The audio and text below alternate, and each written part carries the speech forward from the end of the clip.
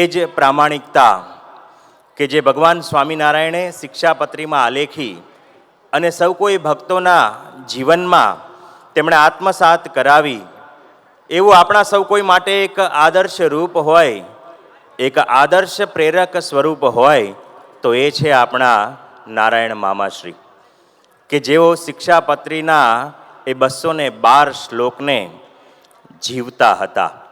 તેમના જીવનમાં આ શિક્ષાપત્રી સહજ રીતે વણાયેલી હતી અને એટલા માટે જ એવું કહેવાય કે નારાયણભાઈ તેમણે સાચા અર્થમાં એ શિક્ષાપત્રીને હૈયે આત્મસાત કરી હતી. તો આવો એ જ શિક્ષાપત્રીના એ પ્રામાણિકતાના શ્લોકને ઉજાગર કરતો એક ખૂબ સુંદર સંવાદ એ હવે મંચ પરથી માણીએ. પ્રામાણિકતાની સુવાસ.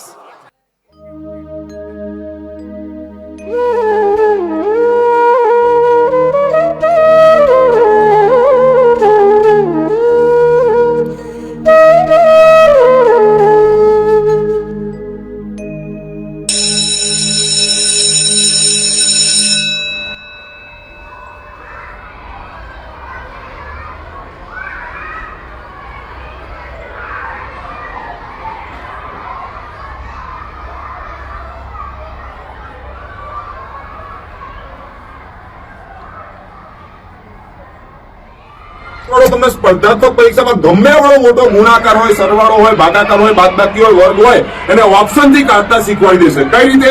આવી જાવ ત્યારે. ચલો 235 ગુણ્યા 46 આવડો મોટો ગુણાકાર તકલીફ પડે, પણ આપણે અંકોનો સરવાળો કરવાનો. 2 ને 3 5 ને 5 10, 10 માં પાછું 1 ને 0 1. ચલો અહીંયા 4 ને 6 10, 10 એટલે મિત્રો 1 ને 0 1.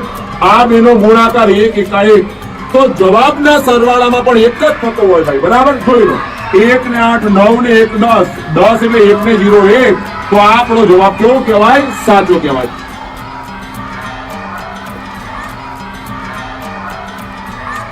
વેલકમ. તો હવે એક રેપિડ રાઉન્ડ લઈએ છીએ. હું ગુજરાતી બોલીશ, સ્ટુડન્ટ ઇંગ્લિશ બોલશે. ચલો, હું તમારે સર કદાપી નહીં બોલું. I shall never forget your kindness. Okay, તમને કોણ રોકી રહ્યું છે? Who is stopping you? Okay, આપણે ક્યારે મળીશું? When shall we meet? Okay, આવું ના ચાલે. This is not fair. Okay,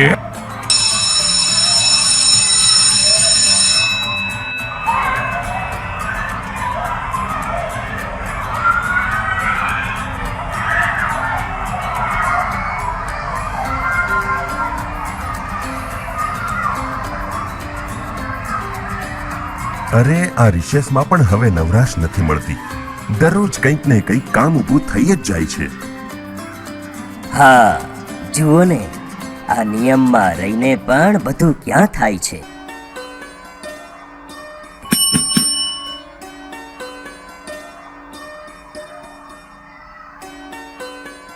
બોલો સાહેબ. જરા બજારમાં જઈ આવ, થોડી વસ્તુ લાવવાની છે. જી સાહેબ. નારાયણભાઈ સાહેબ, હું બજારમાં જઈ રહ્યો છું. આપને કંઈ મંગાવવું છે? ના, મારે કાંઈ મંગાવવું નથી. અરે નારાયણભાઈ, મેં તમને ક્યારેય આ ચપરાસી પાસે કંઈ પણ મંગાવતા જોયા નથી. હા, હું હંમેશા મારે જોઈતી વસ્તુ મારી પાસે જ રાખું છું અને ક્યારેય મારા અંગત કામ માટે શાળાની કોઈ પણ વસ્તુનો ક્યારેય ઉપયોગ કરતો નથી. જુઓ નારાયણભાઈ, આ કબાટમાં નાની મોટી બધી વસ્તુઓ પડી જ હોય છે. જરૂર પડે તેમાંથી વાપરવામાં કાંઈ વાંધો નહીં. હા હા, શાળાની વસ્તુ વાપરી લઈએ તેમાં શું વાંધો? પ્રશ્ન વસ્તુનો નથી ભાઈ, પણ આપણી પ્રામાણિકતાનો છે. આપણે અહીં કામ કરીએ, તેથી અંગત કામ માટે આપણને શાળાની વસ્તુ વાપરવાનો અધિકાર નથી મળી જતો. આમાં ક્યાં ખોટી રીતે અધિકાર ભોગવવાની વાત છે?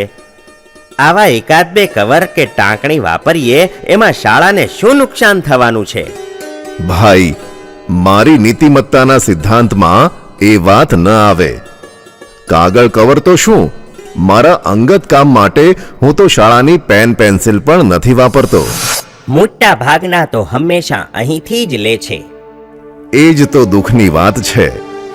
હું તો માનું છું કે જ્યાં કામ કરતા હોઈએ ત્યાં પૂરી નીતિથી કામ કરવું. નીતિ એટલે ફક્ત બરોબર ભણાવવું એટલું જ નહીં. દરેક વાતમાં નીતિમત્તા જળવાવી જોઈએ. આપણા વર્તન દ્વારા પણ વિદ્યાર્થીઓને શીખવી શકીએ. વાણી અને વર્તન સરખા હોય તો જ વિદ્યાર્થીઓ પર તેની અસર પડે અને આ નીતિમત્તાના સિદ્ધાંતો તેઓ પોતાના જીવનમાં ઉતારે અને ભવિષ્યમાં નીતિવાન ને ચારિત્રવાન વ્યક્તિ તૈયાર થાય. આપણે બાળકોને શું શીખવવા માંગીએ છીએ અને આ શું થાય છે? આ વાત મારી નથી. અરે, આ વાત તો શ્રી હરિએ શિક્ષાપત્રીમાં લખી છે. સ્તેન કર્મ ન કર્તવ્યમ ધર્માર્થમપી કેનચિત. અર્થાત ધર્મ કરવાને માટે પણ અમારા સત્સંગી કોઈએ ચોરનું કર્મ ન કરવું. પણ નારાયણભાઈ, કોઈની જરૂરિયાત હોય તો? જરૂરિયાત હોય, ધર્મ કરવો હોય, દાન આપવું હોય તો પણ ચોરી તો ક્યારેય ન કરાય. શિક્ષાપત્રી શ્લોક 17માં સ્પષ્ટ લખેલું છે, ધર્મ કરવાને અર્થે પણ અમારા સત્સંગી કોઈએ ચોરનું કર્મ ન કરવું અને ધણિયાતું જે કાષ્ઠ, પુષ્પ આદિક વસ્તુ તે તેના ધણીની આજ્ઞા વિના ન લેવી. ભાઈ, ચોરી કરીને કરેલું દાન કે ધર્મ ભગવાનને ક્યારેય સ્વીકાર્ય નથી. અને જે મનુષ્ય બીજાની કોઈ પણ વસ્તુ મનથી પણ ગ્રહણ ન કરે એ જ જીવનમાં ઉર્ધ્વ ગતિને પામે છે અને તેની ઉપર ભગવાન રાજી થાય છે.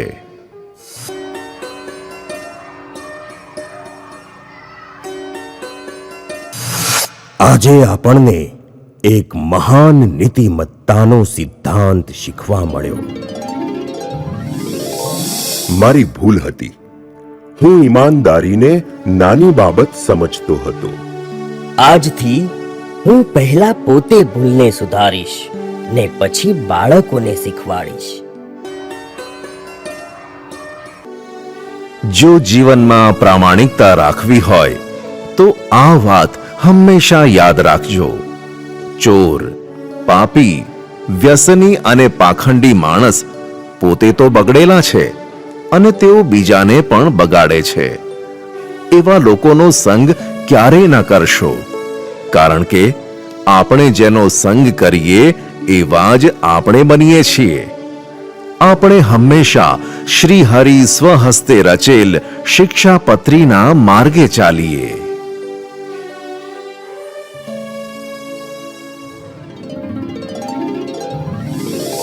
પ્રામાણિકતાની સુવાસથી સૌનું જીવન મહેકી ઉઠે એ જ મહાપ્રભુજીના ચરણોમાં પ્રાર્થના.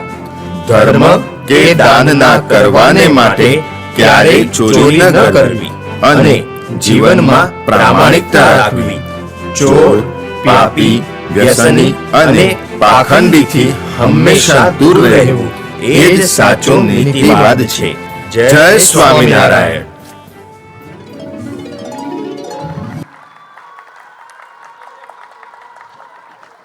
શિક્ષાપત્રી એટલે સામાન્ય જીવનથી લઈને અક્ષરધામ સુધીનું એ સફર કરાવતો એક અમૂલ્ય ગ્રંથ. એ જ શિક્ષાપત્રીના એક પ્રામાણિકતા શ્લોક પર આપણે પૂજ્ય શ્રી નારાયણ મામાશ્રીના જીવન આધારિત એક પ્રસંગને મંચ પરથી માણ્યો. આ પ્રસંગને પ્રસ્તુત કરતા શ્રી સ્વામિનારાયણ ડિવાઇન મિશનના તમામ યુવકોના આપણે પુનઃ ખૂબ ખૂબ આભારી છીએ.